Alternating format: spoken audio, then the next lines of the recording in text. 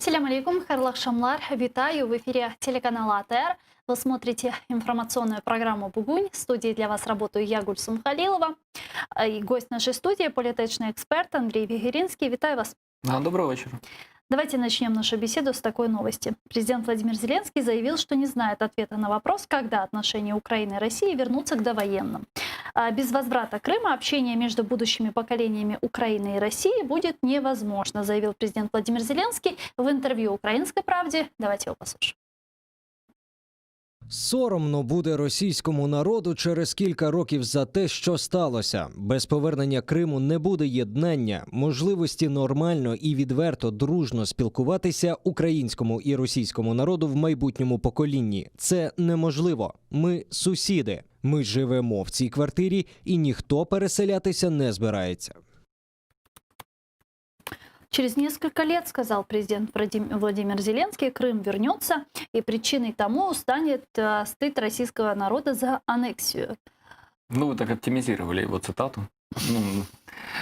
Вы спрашиваете мое мнение по поводу его высказывания? Вы согласны я, наверное, более позицией? пессимистичнее буду. Я не думаю, что Крым вернется в состав Украины в течение нескольких лет, потому что это бы предполагало, что это произойдет еще во времена каденции президента Украины Зеленского, а исходя из того, что по состоянию на сегодня, вот мы с вами находимся в студии, рецепта этого возврата нет, то говорить о его реализации, собственно говоря, в краткосрочной или среднесрочной перспективе тоже оснований нет. По поводу стыда, срама и всего остального, которое испытывает российский народ, может быть, в отношении Востока Украины они испытывают похожие чувства, но это вряд ли. А вот по отношению к Крыму, на самом деле, это не точно не демонстрирует всю картинку российского общества, да, но если кто-то смотрел передачу Дудя про Камчатку, да, где показывали пенсионера, она показательная, она нарицательная, да, если она частная, то, наверное, есть несколько таких случаев, который живет в полуразваленном доме, который обсыпается, у которого задолженность по коммуналке 200 тысяч рублей, да, которому свет отключают. И вот его спрашивают, как вам при Путине? Как видите, вроде бы тяжело. А по поводу Крыма что думаете? Вот тут молодец. То есть вот эта реальность, которая называется стыд, срам, который может испытать человек или не может. Да? То есть он понимает, что экономически тяжело в стране, да, и можно, наверное, направить финансовые ресурсы не на финансирование военных кампаний, либо аннексию, вследствие которого страна страдает, и, соответственно, благополучие народа его страдает. Но тем не менее, недавно были опубликованы рейтинги Путина, Левада-центра, где его рейтинг упал до исторического минимума, это 25%, 24,7%. Это же о чем-то говорит? Или это ни на что не влияет? А как вы думаете, оно влияет? Я думаю, что нет. В Российской Федерации, хотя скорее просится конструкция империя, чтобы рейтинг императора измерялся социологическими исследованиями и чтобы это повлияло на его легитимность. У нас будет вернее не у нас с вами будет повод поговорить, для граждан Российской Федерации дать или, наоборот, не отразить кредит доверия к президенту во время консультационного плебисцита, который касается изменений Конституции. Но я не думаю, что, понятно, рейтинги как-то повлияют на легитимность президента Владимира Зеленского, либо что на вот этом референдуме по внесению изменений в Конституцию будет какой-то другой Вы просто сказали результат. Зеленского, а мы говорим о Путине. Да, о Путине, да, извините, да. Что будет какой-то другой результат. Но тут же речь о другом. Вот многие говорят, что, и помните, 2008 год, когда падали рейтинги Путина, 2013, 2014, и была же эскалация. Да, речь же идет об этом. Может, ему понадобится какая-то победа со стороны Путина, чтобы поднять эти рейтинги?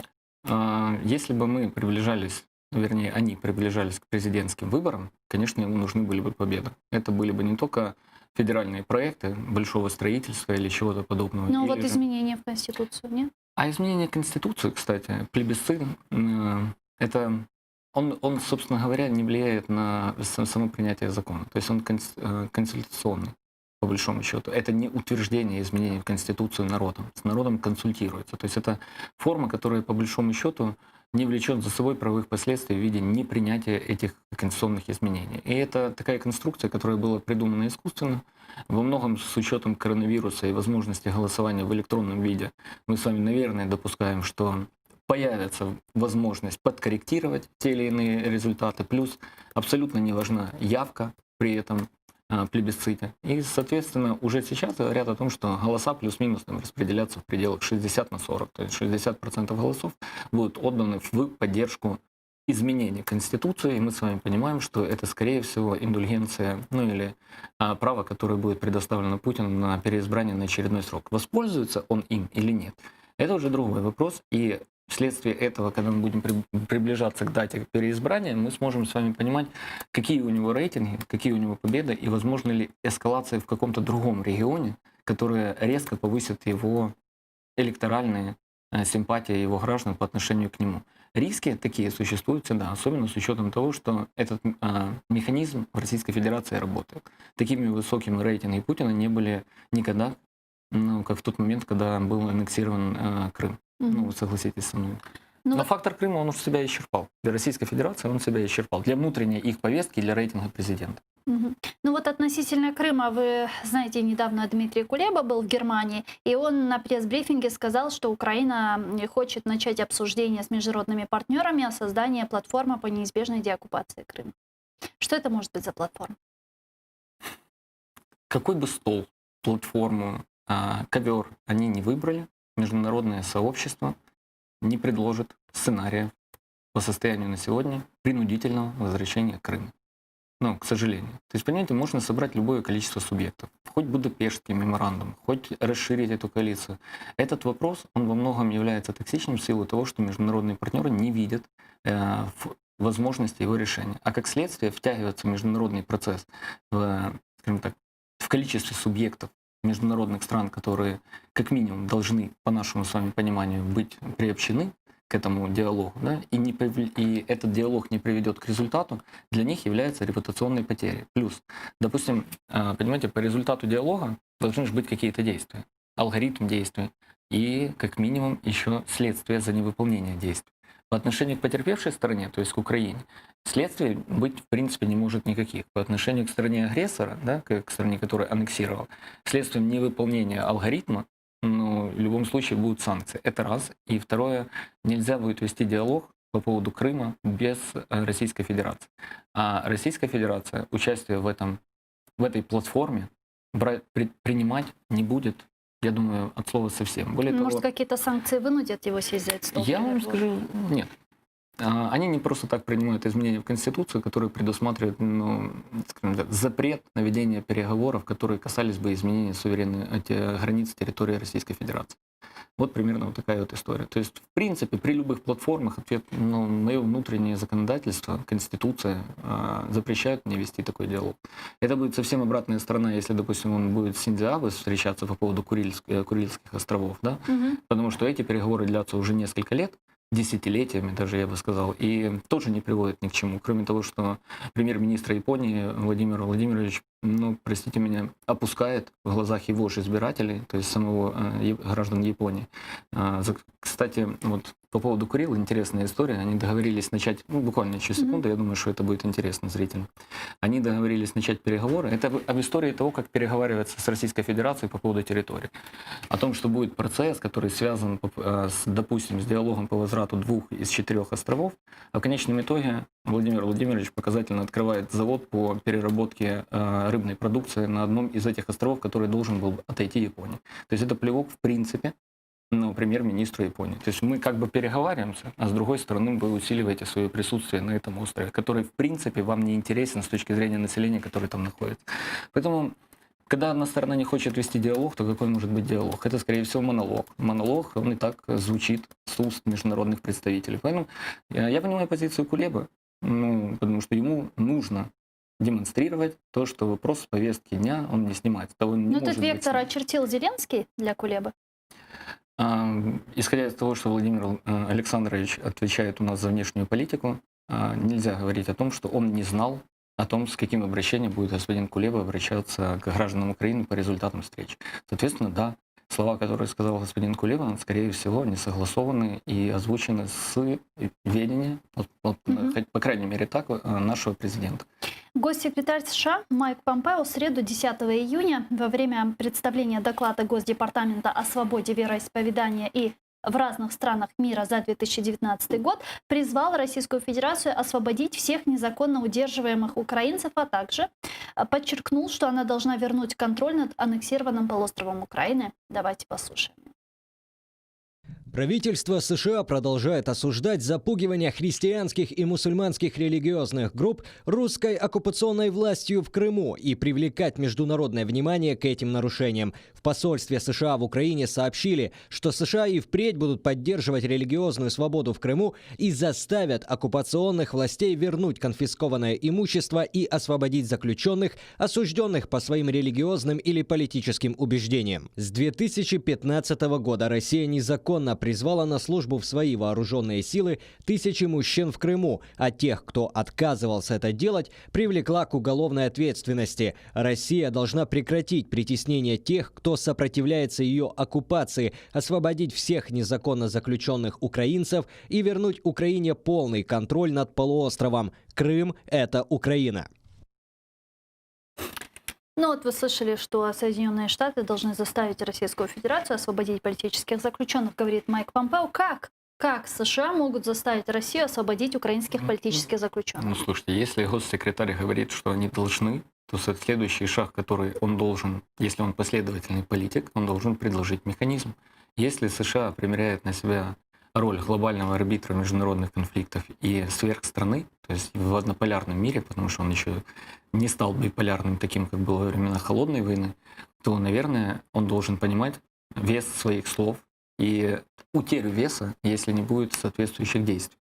Я понимаю, что это, скорее всего, будет вопрос, опять же, таких экономических санкций. С другой стороны, как мы видим политику Соединенных Штатов в вопросах Сирии, в вопросах Ближнего Востока, они максимально пытаются снять с себя роль международного полицейского. Ну, сам Дональд Трамп сказал, если я не ошибаюсь, через год своего прихода к власти, что он не планирует быть мировым жандармом. Вот. И поэтому он кидает курдов в Сирии, договаривается с Талибаном, да? То есть... Да, мне кажется, вот на сегодня вот с этого спича господина Помпео, он же в какой-то части еще, если я не ошибаюсь, касался и Китая.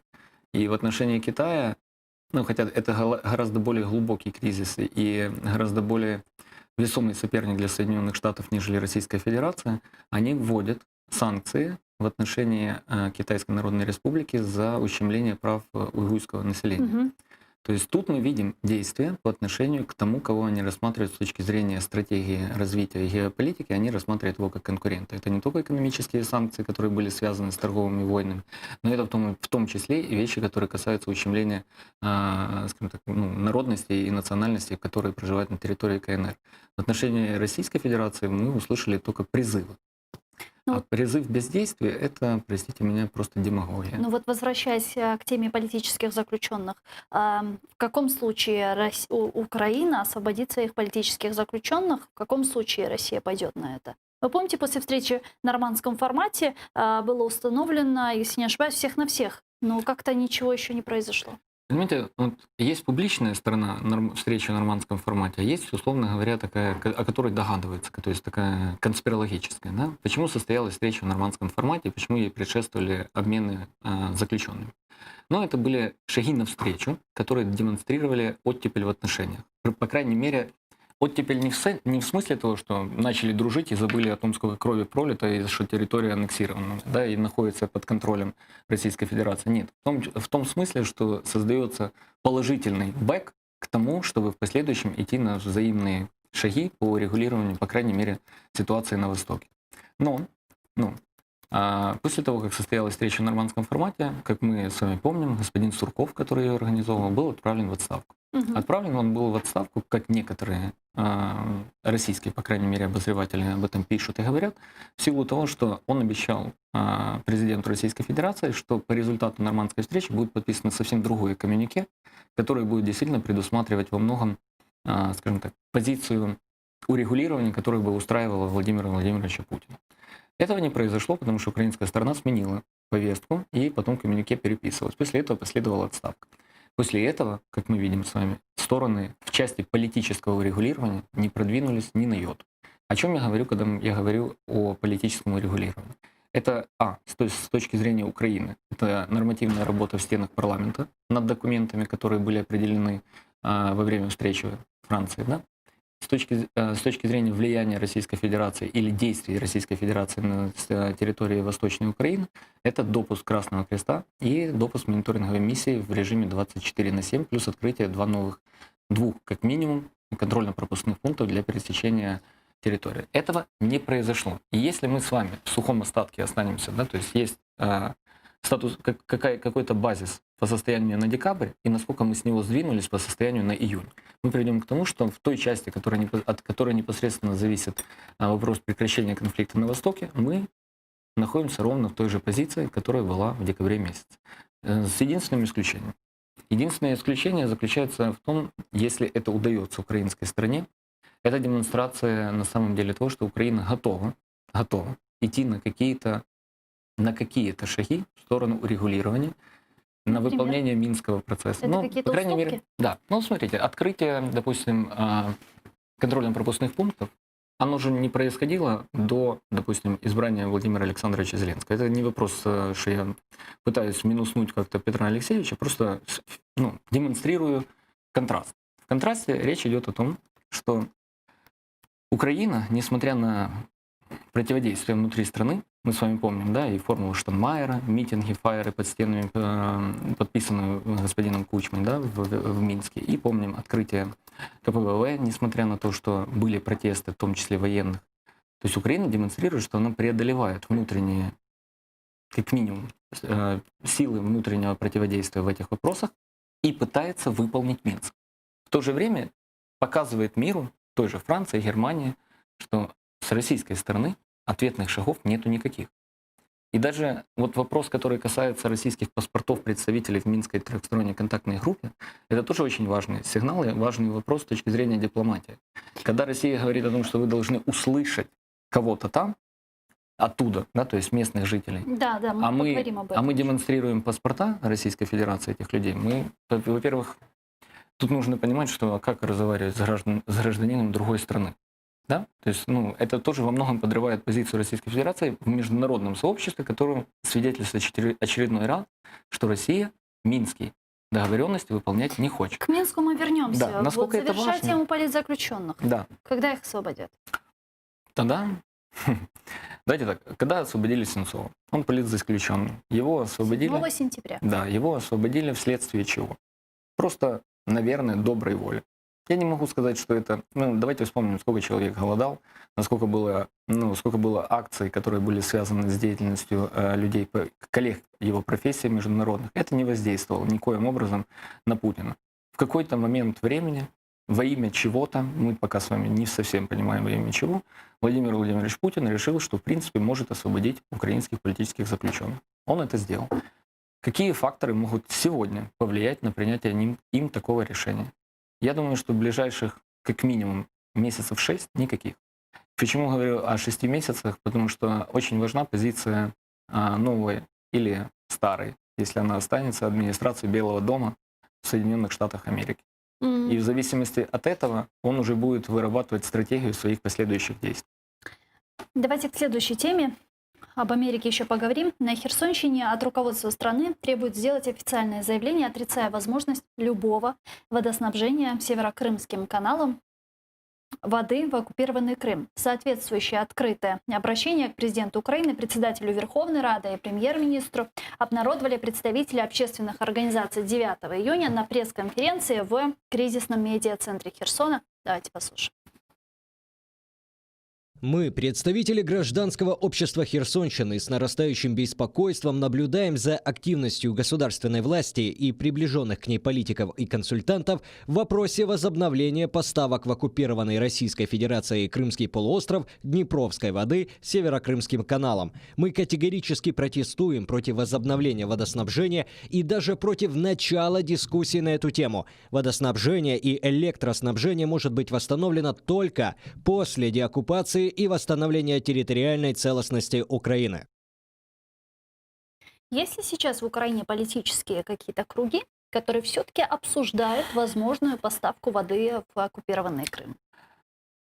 Сегодня премьер-министр Украины услышал ровно такой же вопрос, как вы задаете мне, и ответил категорическим отрицательным. Соответственно, если премьер-министр не знает о том, где происходят такие переговоры, то нам с вами точно об этом известно быть не может. Он, насколько я понимаю... Может, он об этом просто не сказал. Не, ну, давайте так. Я думаю, что на самом деле, когда он говорил о том, что это невозможно и этот вопрос не обсуждается, он вполне серьезно, особенно после того, простите меня, залета, который у него был во время только первого или второго Да, дня. в Верховной Раде. Ну, вот тогда, когда он потом рассказывал о том, что в бутылках можно возить воду, ну, условно, это была отговорка, да, он очень важно уже относится к вопросу водоснабжения Крыма. Поэтому, когда сегодня ему задавали этот вопрос, он вполне серьезно на него ответил, что этот вопрос не обсуждается. И я думаю, что это часть, наверное, государственной политики, поэтому то письмо, которое было подписано в Херсоне, и то обращение, оно сегодня и получило ответ. Представители России, все-таки давайте вернемся тогда к Донбассу, да, не обсудим подробнее. Представитель России в трехсторонней контактной группе по Донбассу Борис Грызлов заявил, что Киев отказался обсуждать политическую часть Минского комплекса мер с представителями оккупационных администраций и фактически вышел из Минского процесса. Давайте послушаем его. Киев отказывается обсуждать политические вопросы в соответствии с пунктом 11-12 комплекса мероприятий по выполнению Минских соглашений с представителями Донецка, Луганска и собирается обсуждать их с бывшими жителями Донбасса, проживающих сейчас на территории Украины. Киев решил вести переговоры с людьми, которые сами назначил. Такая позиция фактически означает выход Украины с Минского процесса. Мы видим, что киевская власть продолжает курс на обострение ситуации на Донбассе. Украина преднамеренно срывает процесс обмена удерживаемых лиц, отказывается от своих обязательств не преследовать лиц, прошедших процедуру обмена, данных раньше. Ну, спустя 3 дня такая реакция. А чего ждали 3 дня? Вырабатывали вербальную реакцию. Слушайте, давайте откровенно. Кому адресовано это заявление? Ну, круг субъектов, да, для того, чтобы что-то констатировать, ну, допустим, прекращение ведения диалога в минском формате. Это нужно объявить, и это действительно нужно каким-то образом констатировать. А пока, по-моему, от Грызлова это далеко не первое заявление о том, что Киев что-то пытается не выполнять. Наоборот, Киев для международного сообщества, это как раз когда мы возвращаемся с вами к той теме, которую обсуждали, да, что когда нам предлагают вести диалог с гражданами Российской Федерации, то это не диалог с представителями Луганской Донецкой Республики, да? Ну, не Луганской Донецкой Республики, а жителей, которые остались на временно оккупированной и неподконтрольной территории. Поэтому это ответ на реакцию Украины, в первую очередь на тех людей, которых им предложили для ведения диалога в Минске. Давайте подключим к нашей беседе военного эксперта Олега Старикова. Он с нами на прямой связи. Витаю вас! Добрый вечер. Добрый вечер. Правильно ли понимаю, что Российская Федерация вот таким образом пытается создать специальные условия, чтобы мы садились за стол переговоров с террористами, да, и вот цитата Грызлова, на кого она ориентирована? Ну, в принципе, Российская Федерация увеличивает ставки для того, чтобы достигнуть своих внешнеполитических целей, стратегических целей. Поэтому это и следовало ожидать.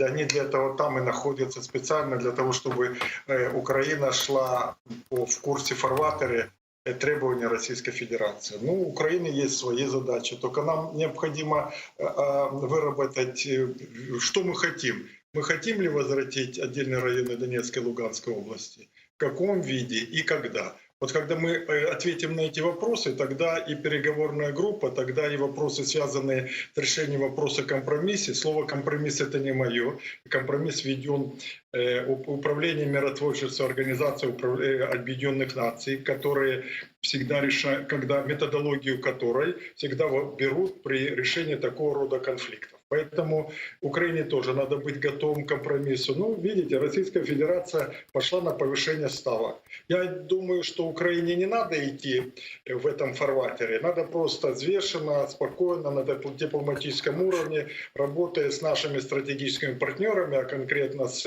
Парижем и Берлином, высказывать свою позицию, объяснять свою позицию, в принципе, там жить в Берлине и в Париже для того, чтобы они понимали, что мы хотим. Что самое главное. Да, что- а можете разъяснить, в чем именно Российская Федерация повышает ставки? В данном случае же Украина привлекла в трехстороннюю контактную группу журналистов, и вынужденных переселенцев из Донбасса. И вот мы услышали цитату Грызлова, и это, видимо, раздразнило Российскую Федерацию. А в чем именно они сейчас тогда повышают ставки свои? Ну, дело в том, что вот эта и цитата сама по себе, я просто полностью согласен с коллегой, которые находятся в студии, они вырабатывали несколько дней, как ответить. А очень серьезная, то есть очень серьезная цитата, и каждое слово несет информационную нагрузку. Там просто так Грызлов и люди, которые занимаются из числа МИДа Российской Федерации, они ничего не говорят. Поэтому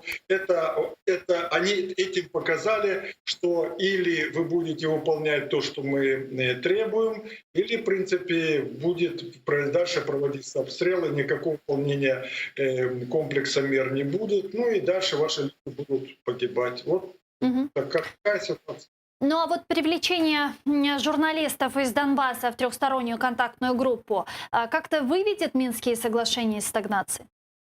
Но у меня свое отношение о том, что ввели в группу, в трехстороннюю контактную группу с нашей стороны людей. Я думаю, тех 4 человек, я думаю, необходимо было со стороны туда ввести людей, которые пользуются авторитетом на временно оккупированной территории. Поэтому я так думаю, это первым блинкомом. Я так предполагаю, что где-то через месяц данные люди будут заменены, найдут соответствующие компромиссные фигуры, как с украинской стороны, которые будут именно авторитетные, с кем будут разговаривать с той стороны. Но, сразу говорю, Украина, в принципе, очертила так называемые красные линии о том, с кем она не будет говорить. Естественно, с людьми, которые совершали воинские преступления против мира человечества, а также людьми, которые имеют российский паспорт, никакого, в принципе, такого отношения не имеют к переговорной группе.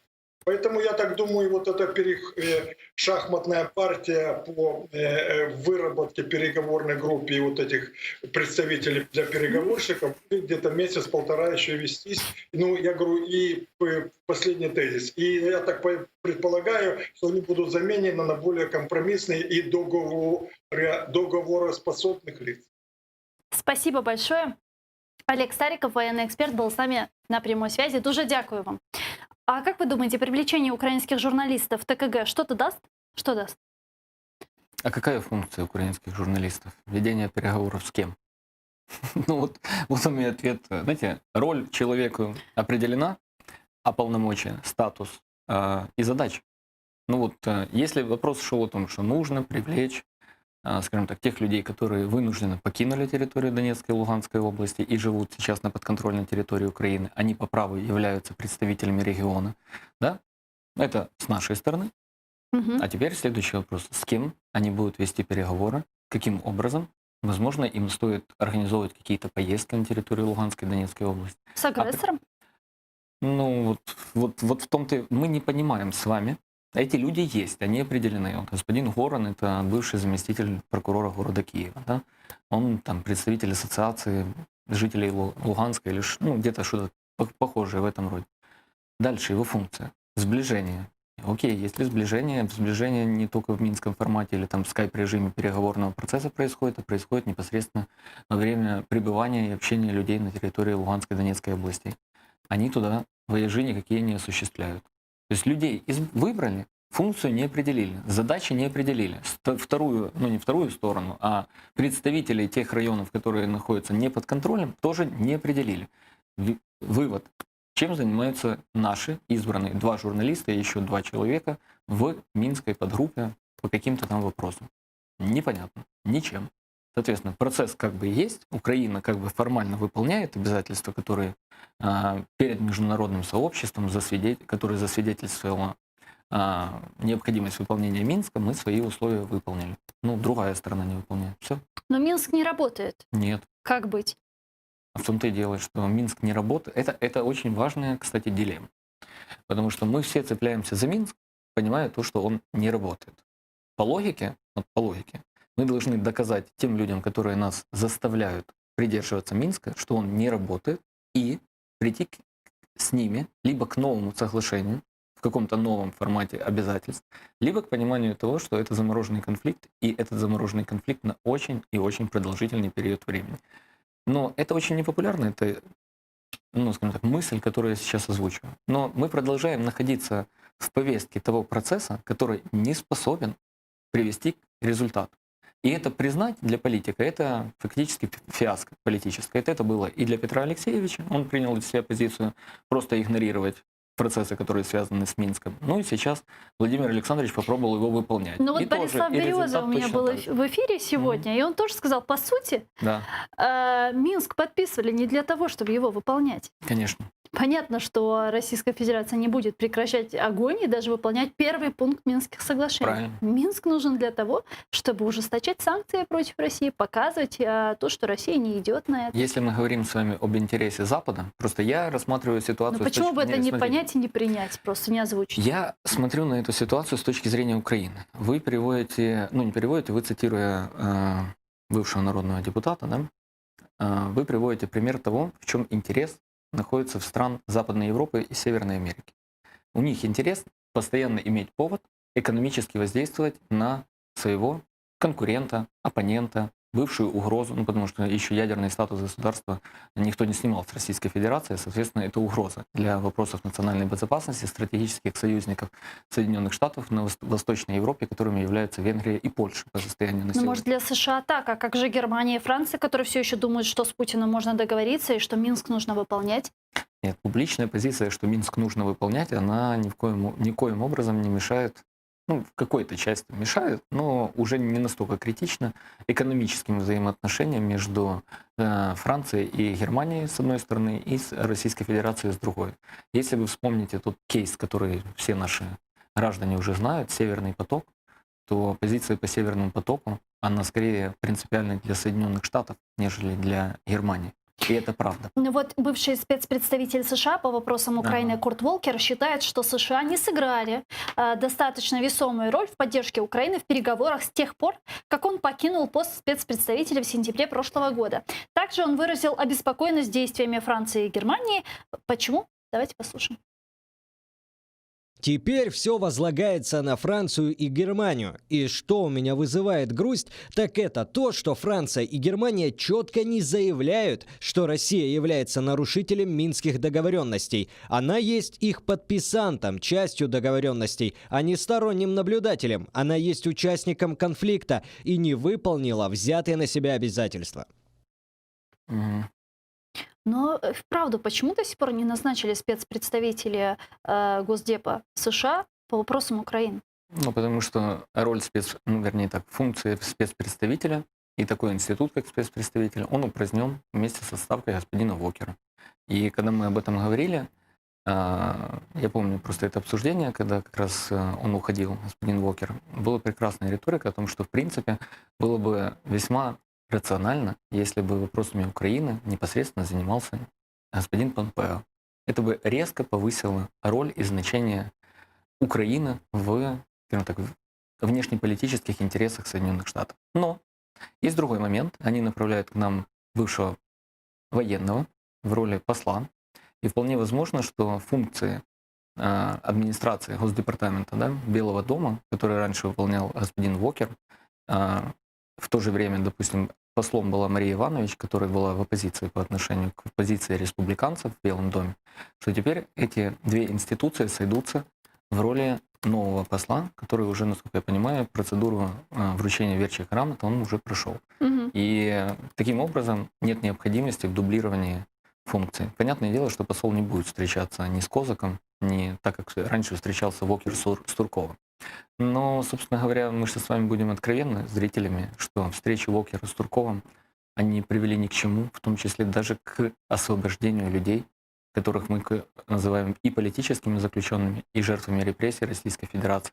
Поэтому, наверное, институт спецпредставителя не оправдал ожидания Госдепартамента Соединенных Штатов, а сегодня господин Вокер в качестве лоббиста прекрасно представляет интересы определенных политических групп Украины в Соединенных Штатах, пишет прекрасные твиты по поводу и без повода. Но я не буду это детализировать. Раз уж мы заговорили про США, давайте тогда поговорим про санкции вероятные. Республиканцы Палаты представителей Конгресса США выступили с предложением ввести беспрецедентно жесткие санкции против России, Китая и Ирана. Об этом говорится в докладе «Укрепление Америки и противодействие глобальным угрозам», опубликованном влиятельным партийным комитетом, в который входит около 150 конгрессменов. Среди прочего, предлагается способствовать отключению Российской Федерации от международной системы SWIFT. Давайте послушаем цитату. Санкции фактически отрезали бы российский бизнес от мировой финансовой системы, поскольку большинство международных платежей протекает через SWIFT. Это также усложнит российским нефтяным компаниям обработку своих американских выплат за нефть. Оперативная группа рекомендует разработать процесс, предполагающий отмену санкций лишь в случае, если госсекретарь может подтвердить, что Россия выполняет Минские соглашения, прекращен огонь на востоке Украины, выведены российские войска и восстановлен полный контроль Украины над своими границами. Ілля Пономарьов, екс-депутат Держдуми РФ, з нами зараз на прямому зв'язку. Вітаю вас. Доброго дня. Доброго дня. Ну вот смотрите, в документе фигурирует Сбербанк, ВТБ, Газпромбанк, Россельхозбанк, Промсвязьбанк, а также предлагается отключить Российскую Федерацию от системы SWIFT. Насколько это сильно бы ударило по экономике РФ? И что бы за этим последовало? Ну, конечно, это очень неприятно. Я не могу сказать, что конкретная мера со Свифтом это прям что-то такое катастрофа. Ну, грубо говоря, это просто означает, что платежи будут проходить гораздо медленнее, не день в день, а там в течение недели. Раньше же мы жили без Свифта, и все это работало. Но другие аспекты санкций, они, конечно, могут быть очень чувствительными. И главный вопрос — это возможность свободно продавать свои энергоносители. Вот это вот является такой ахиллесовой пятой. Ну а как вы считаете, какова вероятность того, что Америка введет вот эти жесткие санкции в отношении Российской Федерации или закроет валютные счета, возможно, Российской Федерации? Какова вероятность? Ну, я думаю, что в целом эта вероятность не очень высока, потому что все равно Россия является очень большим поставщиком энергоносителей на мировой рынок, и понятно, что какая-то часть американской элиты, прежде всего та вот республиканская, которая связана с собственными производителями нефти и газа, она хочет, конечно, убрать конкурента, но экономика Соединенных Штатов, она, в отличие от российской, далеко не только энергоносители, а еще и много всего другого, и эти многие всего другие не очень будут хотеть каких-то тектонических потрясений. Поэтому я вижу основной, так скажем, возможность для продвижения этого, связанную с вот увязыванием в пакет с Китаем. Потому что сейчас существует практически двухпартийный консенсус США сильно наехать на Китай за коронавирус, ну и поправить, собственно, свои экономические дела за этот счет. И вот там в пакете может проскочить и Россия тоже. Угу.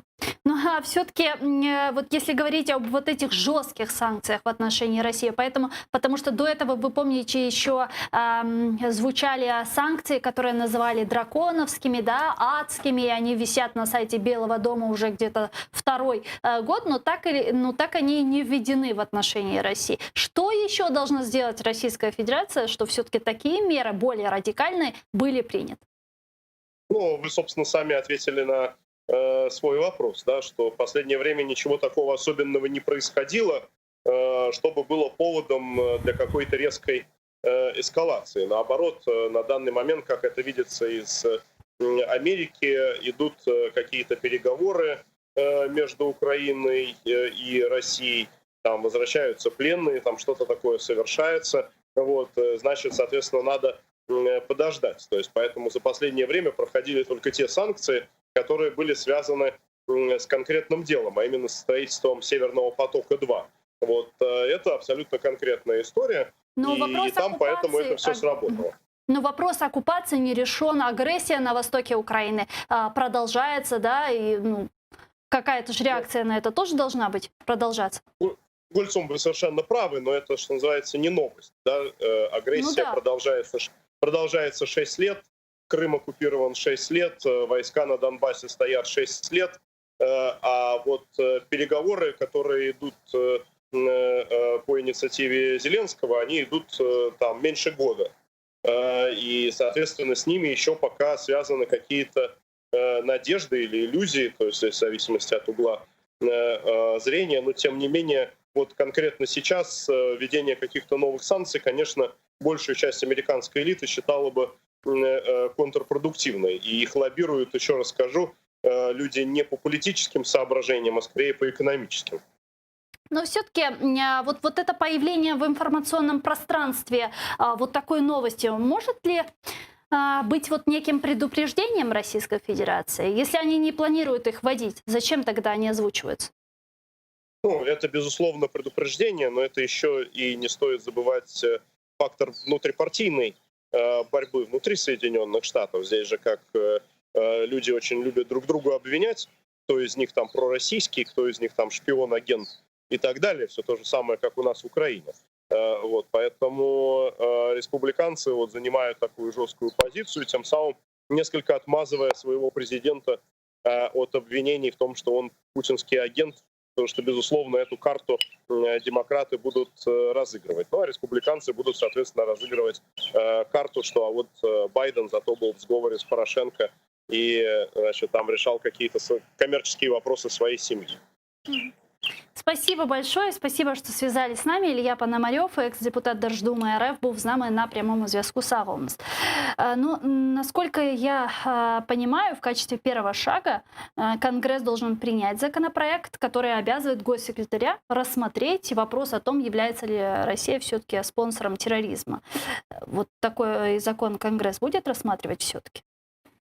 Вы знаете, Соединенные Штаты, их внутренняя повестка, хоть она и важна для нас, потому что все-таки мы говорим о едином враг у нас единый, если в этом конкретном вопросе. Но сейчас оно настолько пропитано именно избирательным процессом, что мне сложно вам ответить. Будет, понимаете, принятие законопроекта, допустим, Палатой представителей, который большинство демократов, оно отнюдь не значит, что будет проголосовано в Сенате, где есть большинство республиканцев. Но с другой стороны, республиканцы не могут же позволить демократам в этом вопросе взять верх и вернуть в повестку внутреннюю риторику о том, что Российская Федерация помогла Трампу первый раз стать президентом. И вроде бы республиканцы же выступают с предложением ввести эти санкции. Республиканцы бывают разные. Это во-первых. Во-вторых, если мы уже смотрим на глобальные вещи, то есть теория по поводу того, что для Соединенных Штатов в борьбе и, скажем, в противодействии Китаю нужно будет налаживать диалог с Российской Федерацией. И в этом ключе тогда вся теория по поводу санкций в отношении к Российской Федерации, она, ну, скажем так, недееспособна.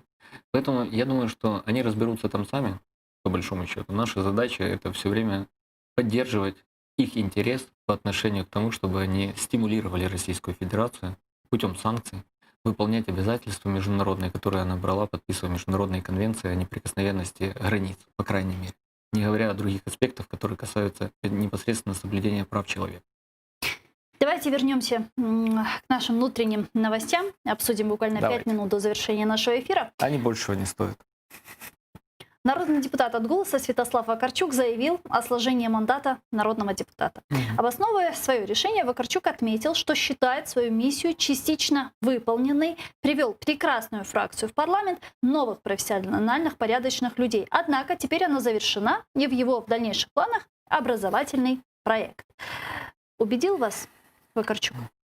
Да, он меня убедил в том, что украинский народ, когда говорит, что двічі в одну річку не ввійдеш, наверное, ошибаются, да? Потому что господин Вакарчук, который взял на себя ответственность перед избирателями, своими избирателями, которые поверили в первую очередь ему, а не Железняку, простите меня, другим депутатам, ну, всех даже не вспомню, Рахманину, хотя я очень с глубоким уважением отношусь к бывшему зам главного редактора «Зеркала недели», непосредственно к нему, не к изданию, а именно к нему. Или Юрчишину, который находится. Эти люди самостоятельного рейтинга, который позволил бы им избраться в одномандатном мажоритарном избирательном округе, не имели никогда. Давайте сейчас подключим народную депутатку из фракции «Голос» Инна Совсун. Она с нами сейчас на прямой связи. Витаю вас. Доброго дня. Доброго дня. Ну что ж, как ваша фракция отнеслась к такому решению Вакарчука? Персонально, звичайно, що нам дуже недостатньо цікавих дисkusій з ним під час засідань фракції. Але з іншого боку, ми розуміємо, що є рішення, яке прийняте. Воно прийнято Святославом, воно прийнято всіма як фракцією. Він залишається членом партії, він залишається активним, він планує більше їздити по регіонам. Яким чином ми це сприйняли? Ми це сприйняли як унікальний шанс для побудувати партію, яка будуватися не довкола персони одного лідера, а довкола ідей, довкола спільних цінностей, які направду нас значно більше об'єднують. Чи ми свідомі того, що це є великий виклик? Так, безперечно. Чи ми свідомі того, що на початках рейтинг партії «Голос» великою мірою був прив'язаний до рейтингу Святослава? Так, звичайно, ми це розуміємо, ми не наївні, ми дуже добре цього свідомі. Ну, Але вот разом я з хотела тим, на спросить, вот якому не стадії- ощущаете ли вы, Я- что вас предали и подорвали доверие к вашей фракции? Чому? Я думаю, що ситуація є протилежною. Нам довірили керівництво фракцією і роботу в парламенті без нагляду єдиного лідера, батька-засновника партії «Голос». Чи багато ще є лідерів політичних партій в Україні, які ризикнуть так зробити? Які ризикнуть створити партію, базовану на цінностях, не для того, щоб зайняти собі посаду. Я переконана, що таких більше немає. І тут є унікальний шанс довести, що це є можливим. А кто придет вместо Вакарчука? Е, Кто займет место Хто Вакарчука? прийде Да. Мгм. Які наступні йдуть в списку. Наступною йде Аліна Свідарська, яка має прийняти рішення, чи вона приймає мандат ближніми днями. Дуже дякуємо вам. Інна Совсун, народна депутатка, фракція «Голос», була з нами на прямому зв'язку. Можно, да? Да, не подрывает ли доверие Слушайте, фракции? ну, Уход позицию, Вакарчука? позицию депутатки я понимаю. Ну, то есть что-то говорить людям нужно. Есть один момент. Заключается он, собственно говоря, в рейтинге партии после ее избрания и нахождения в течение 1 года в парламенте. И этот рейтинг не позволяет им по состоянию на сегодня говорить о том, что они проходят в какой-то из местных советов, не говоря о том, что претендуют в каком-то из регионов страны на победу в мэрских выборах. И с этой точки зрения господин Притула поступал абсолютно верно, когда не спешил выдвигаться в мэры Киева именно от этой политической силы. Но у него больше шансов выдвинуться теперь на праймерис «Слуги народа», если там будут критерии позволять это сделать. Хотя я имею сомнения по этому поводу. Думаю, скорее «Слуги народа» все-таки дадут предпочтение господину Кличку. Но вернемся к фракции «Голос». Мгм. Сейчас говорить об идейной партии в стране, в которой каждая партия является партией лидерского типа, и за 30 лет парламентаризма никто еще не успел построить в стране именно идейную партию на идеологии. Просто почему? А потому что у граждан нет запроса на идеологию партии. Последней идеологической партией в этой стране, по-моему, была коммунистическая, но она жила просто, знаете, как Народный рух. атовизм прошлого. А Народный рух? А вы помните Народный рух, когда последний раз был представлен в парламенте? Знаете, я сегодня дважды был с представителем «Свободы». Но это в была эфире. идеологическая партия. Так результат партии на выборах говорит о том, что идеологическая партия спросом среди избирателей не пользуется. Можно сколько угодно цеплять флажки и рассказывать о том, мы сейчас что-то построим. Вы без денег и без участия в парламентаризме ничего не построите. По поводу лидера. 10. Это крайне важно. Когда ты собираешься стать политиком, ты должен понимать, что, наверное, тебя не все будут аплодировать так, как это делают на стадионе во время твоего концерта. Владимир Александрович Зеленский это ощутил. Ему сейчас не сильно аплодируют, и рейтинги падают. А когда в отношении господина Вакарчука, ну, простите меня, появляется материал, который касается уплаты налогов на уровне нулей, участия в концертах в российских звезд, и это делается в телеграм-канале Андрея Владимировича Портнова, и это колебит его стойкий моральный деловой дух, так это о чем нам говорит как о лидере партии? Спасибо. Ну вот, мне жаль, що він предав своїх избирателей. Андрій Вігерінський, політичний експерт, був гостем нашої студії. Дякую. Інформаційна програма «Заман». Смотрите, не переключайтесь.